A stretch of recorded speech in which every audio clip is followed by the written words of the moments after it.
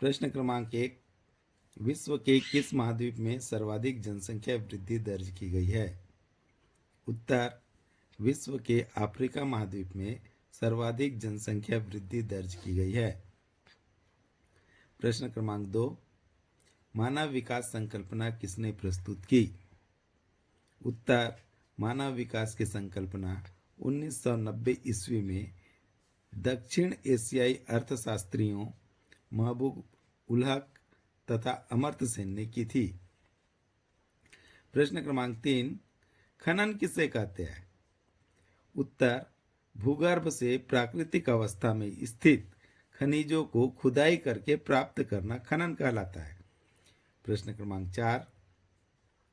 भारत में पहली बार जनगणना कब हुई? उत्तर, भारत में पहली बार जनगणना 1872 में हुई। प्रश्न क्रमांक 5। एशिया की सबसे बड़ी गंदी बस्ती का नाम लिखिए। उत्तर, एशिया की सबसे बड़ी गंदी बस्ती का नाम धारावी है। प्रश्न क्रमांक 6। प्रदूषण से क्या तात्पर्य है? उत्तर, पर्यावरण में किसी भी तत्व में होने वाले अवांछनीय परिवर्तन जिससे जीव जगत पर प्रतिकूल प्रभाव पड़ता है पर्यावरण प्रदूषण कहलाता है। प्रश्न क्रमांक 7। छत्तीसगढ़ के वन आधारित उद्योग कौन कौन से हैं? उत्तर, छत्तीसगढ़ के वन आधारित उद्योग कोसा, तेंदुपत्ता, लाख, बीड़ी, कत्था उद्योग आदि है। प्रश्न क्रमांक 8। प्रवास के प्रतिकर्ष कारक और अपकर्ष कारक किसे कहते हैं? उत्तर, प्रतिकर्ष कारक नगरों में आजीविका एवं आधुनिक सुविधाओं की बड़ी संभावना होती है, अतः नगर आसपास के ग्रामीण क्षेत्रों से लोगों को आकर्षित करते हैं, इसे प्रतिकर्ष कहते हैं। अपकर्ष कारक ग्रामीण इलाकों में गरीबी, भूखमरी तथा शिक्षा, स्वास्थ्य एवं मनोरंजन के साधनों का अभाव होता है, जिस कारण से लोग गांव छोड़कर नगर में चले जाते हैं, इसे अपकर्ष कारक कहते हैं। प्रश्न क्रमांक 9। जीविका उपार्जन कृषि क्या है? इसकी 3 विशेषताएं लिखिए। उत्तर, किसी देश में कृषि मात्र जीवन निर्वाह के लिए की जाती है तो उसे जीवन निर्वाह या जीविका उपार्जन कृषि कहते हैं। जीविका उपार्जन कृषि की विशेषताएं इस प्रकार है। पहला, जीविका उपार्जन कृषि में खेतों का आकार छोटा होता है। दूसरा, इस कृषि में पशु और मानव के श्रम को अधिक महत्व दिया जाता है। तीसरा, साधारण औजारों का प्रयोग किया जाता है। प्रश्न क्रमांक 10। फुटकर व्यापार शब्द की परिभाषा लिखिए। उत्तर, वह व्यापारिक क्रियाकलाप जिसमें उपभोक्ताओं को उपयोग के लिए प्रत्यक्ष रूप में वस्तुएं व उत्पाद उपलब्ध कराए जाते हैं, उसे फुटकर व्यापार कहा जाता है। प्रश्न क्रमांक 11। दिए गए चित्र को देखकर प्रश्नों के उत्तर दीजिए। इस ग्रामीण बस्ती प्रतिरूप का नाम लिखिए। उत्तर, इस ग्रामीण बस्ती प्रतिरूप का नाम वृत्तीय प्रतिरूप है। दूसरा, ऐसे प्रतिरूप कहाँ मिलते हैं? उत्तर, ऐसे प्रतिरूप किसी झील या तालाब के किनारे मिलते हैं। तीसरा, इस प्रतिरूप की एक विशेषताएं लिखिए। उत्तर, यह प्रतिरूप उन गांवों में मिलते हैं जहां झील या तालाब के किनारे चारों ओर मकान बन जाते हैं। प्रश्न क्रमांक 12। गंगा के मैदान में जनसंख्या केंद्रीकरण के क्या कारण हैं?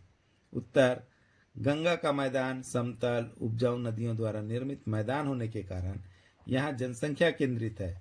कृषि, पशुपालन, उद्योग, आवागमन के साधन सभी यहाँ विकसित है।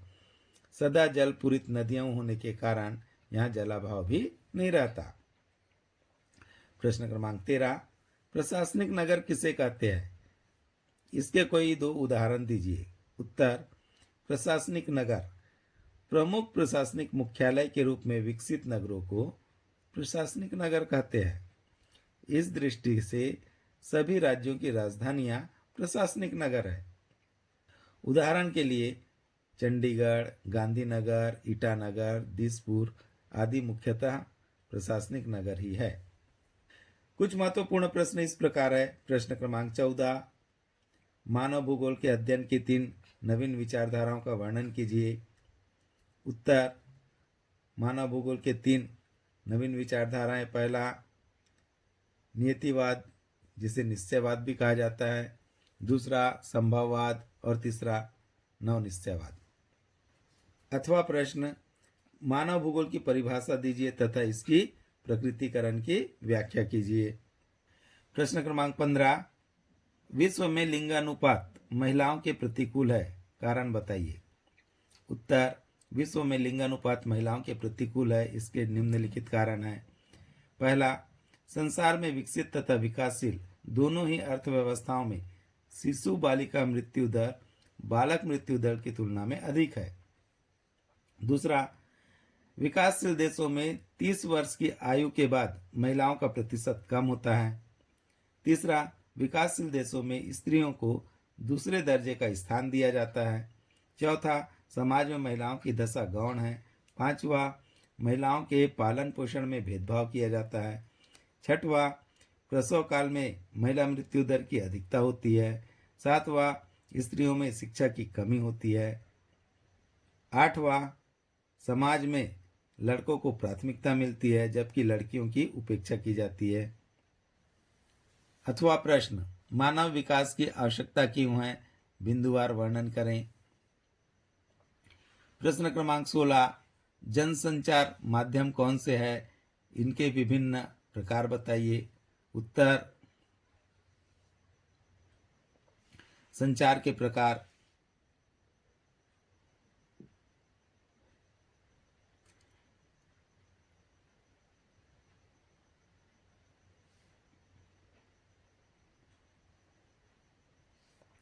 अथवा प्रश्न, परिवहन और संचार सेवाओं की सार्थकता को विस्तार पूर्वक स्पष्ट कीजिए। पहला परिवहन, दूसरा संचार। प्रश्न क्रमांक 17, भारत में चाय उत्पादन हेतु आवश्यक भौगोलिक दशाएं तथा प्रमुख उत्पादक क्षेत्रों के नाम लिखिए। अथवा प्रश्न, भारत में सिंचाई की आवश्यकता क्यों है। उत्तर, भारत में सिंचाई की निरंतर व बढ़ती हुई आवश्यकता के कारण सिंचाई की आवश्यकता है। पहला, अनिश्चित वर्षा। दूसरा, वर्षा का असमान वितरण। तीसरा, वर्षा की निश्चित अवधि। चौथा, विशेष फसलों को अधिक जल की आवश्यकता। पांचवा, सघन खेती। छठवां, मिट्टी की प्रकृति। सातवां, चारे वाली व विशेष फसलें। आठवां, अनावृष्टि व सूखा। आय में वृद्धि करने के लिए। प्रश्न क्रमांक 18, खनिजों का संरक्षण क्यों आवश्यक है तथा यह किस प्रकार किया जाना चाहिए।